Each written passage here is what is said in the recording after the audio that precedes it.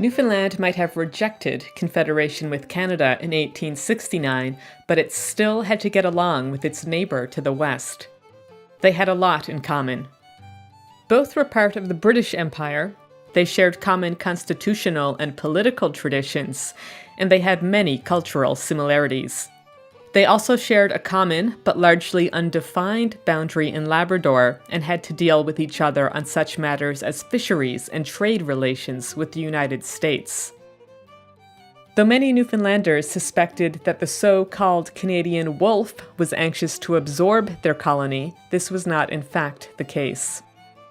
Ottawa worried that Newfoundland as a province might create unwanted expenses for the Canadian government or upset existing federal-provincial relations. There was also the problem of the French shore. The Newfoundland government did not have full sovereignty over the French shore, and Canada was reluctant to take on the issue. As far as Ottawa was concerned, Newfoundland's continued independence was quite satisfactory, so long as the colony did not take any action which might harm Canadian interests. Only then did federal politicians raise the issue. That happened in the late 1880s and early 1890s after Newfoundland tried to negotiate an independent bilateral trade agreement with the United States. Fearful of American expansionism, the Canadians thought it important that Canada and Newfoundland should maintain a common front against Washington on the linked issues of trade and fisheries. As a result, the Canadian government did what it could to stop Newfoundland from making the agreement, while at the same time it explored the possibility of Confederation. It was a tense period in Newfoundland-Canadian relations. In 1888, the Canadian government invited a Newfoundland delegation to visit Ottawa to discuss Confederation. Newfoundland declined the offer. 2 years later, a senior member of the Newfoundland government, Robert Bond, negotiated a draft trade deal with the United States Secretary of State, James Blaine. This became known as the Bond-Blaine Convention. The Canadian government was outraged at this development, and it lodged a strong protest with the British government. Canada argued that the Bond-Blaine Convention severely weakened Canada's bargaining position with the United States, and that it threatened to strengthen anti-Confederate sentiments in the Maritimes, especially in Nova Scotia. The British government sided with Canada and withheld its consent to the Bond-Blaine Convention. This action caused a serious rift. The Newfoundland government refused to allow Canadian fishers to purchase bait in its waters. It then imposed duties on imports from Canada. The Canadian government retaliated by imposing surcharges on its imports from Newfoundland. It also threatened to impose sanctions on Newfoundlanders and Labradorians fishing in Canadian waters. Both sides eventually agreed to meet and talk in Halifax in November 1892. Nothing was achieved. The Newfoundland delegates refused to discuss Confederation, and the Canadian delegates refused to lift their veto on the Bond-Blaine Convention. Confederation remained off the table for the next 2 years. Then, in December of 1894, Newfoundland faced a serious financial crisis. Its two banks collapsed, and the government sustained heavy losses. Of immediate concern was interest on the public debt. If the Newfoundland government couldn't raise enough money to pay the interest, then it would have to default and possibly declare bankruptcy. There were 3 possible solutions. Newfoundland could ask the British government for help. It did, and this was refused. Newfoundland could also try and borrow money, but in the wake of the bank crash, it seemed unlikely that any investor would be willing to lend. A third solution was to seek help from the Canadian government.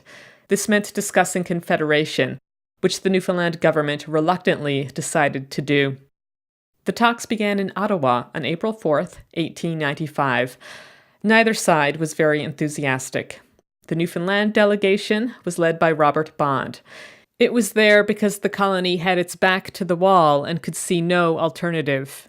The Canadian government, led by Sir Mackenzie Bowell, was politically weak and plagued by financial difficulties. It worried that if it took over all of Newfoundland's debts, then the other provinces would demand improvements to their financial relationships with Ottawa. The two sides could not come to an agreement, and the Confederation negotiations failed. The Newfoundland government was still reeling from the recent bank crash, but it avoided bankruptcy by cashing a sizable deposit that the Union Bank had made at New York's National Bank of Commerce before the crash. Confederation was once again off the table, and there were to be no more formal negotiations on the topic for the next 50 years. But during that time, Newfoundland and Canada developed closer links. Trade between the two countries increased steadily. Newfoundlanders and Labradorians emigrated to Canada in increasing numbers. After the 1894 bank crash, Canadian banks began to arrive on the island and Canadian dollars started to circulate. In 1895, the Bank of Montreal even became the official bank of the Newfoundland government. There were disputes and discussions, of course, but usually over mundane issues like tariffs, subsidies, civil aviation, and immigration. The one major dispute came in the 1920s and concerned the delineation of the Labrador boundary. But this was decided in Newfoundland's favor in 1927 by the Judicial Committee of the Privy Council. That was the highest court of appeal in the British Empire. Ironically, the Newfoundland government had offered to sell Labrador to Quebec 2 years earlier in order to pay down its public debt, but the Quebec premier turned down the offer. With the onset of the Great Depression in 1929, matters became more complicated. The Depression hit Newfoundland hard. Its fragile economy contracted as export prices fell. The government's tax revenues plummeted, and it could only maintain public services by further borrowing. By 1932, Newfoundland's public debt was so large that interest payments alone absorbed about 65% of current revenue. As the Depression deepened, public dissatisfaction grew. Letters appeared in local newspapers asking the government to create jobs or increase relief payments. Others said the government was incompetent and should resign. Dissatisfaction turned to rage in 1932 after Finance Minister Peter Cashin accused Prime Minister Sir Richard Squires of misusing public funds. On April 5th, about 10,000 people rioted outside the Colonial Building. The mob threw stones at windows, raided the building, and looted government offices. Squires escaped unharmed under a police escort, but he was voted out of office in an election 2 months later. The new government was led by Frederick Alderdice. By the fall, it was clear that default on the debt was a real possibility. Alderdice proposed reducing the interest payments, which would only bring about a partial default.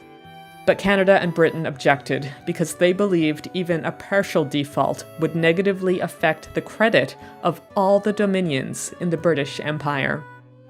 In order to prevent this, the British and Canadian governments agreed to loan 2/3 of the money needed, but only on condition that Newfoundland accept a British Royal Commission of Inquiry to examine the colony's future.